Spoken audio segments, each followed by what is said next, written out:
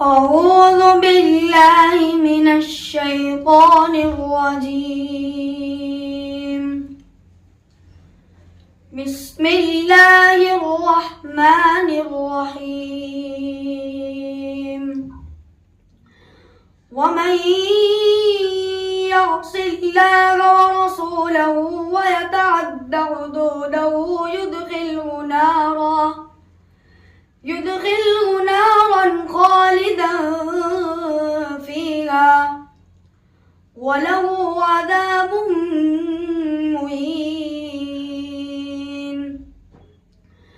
واللاتي يأتين الفاحشة من نسائكم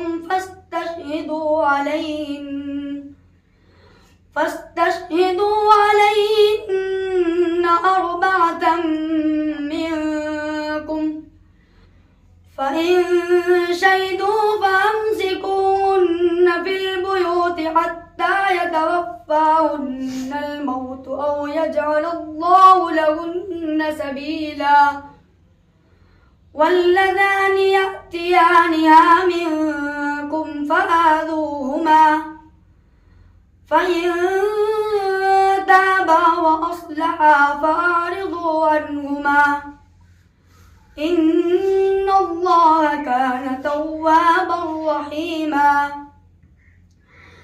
إنما التوبة على الله للذين يعملون السوء بجهالة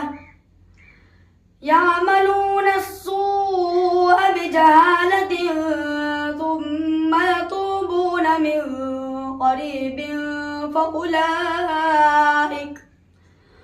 فأولئك يتوب الله عليهم، وكان الله عليما حكيما.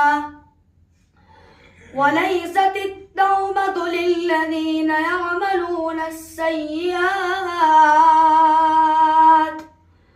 حتى إذا حضر أحدهم الموت قال إني تبت الآن، ولا الذين يموتون وهم كفار أولئك أعتدنا لهم عذابا أليما.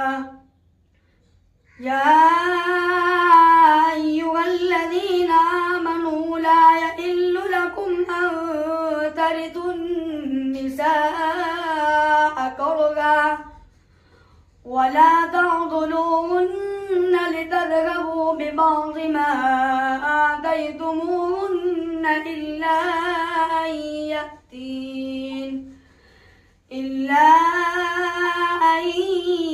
يأتين بفاحشة مبينة وعاشروهن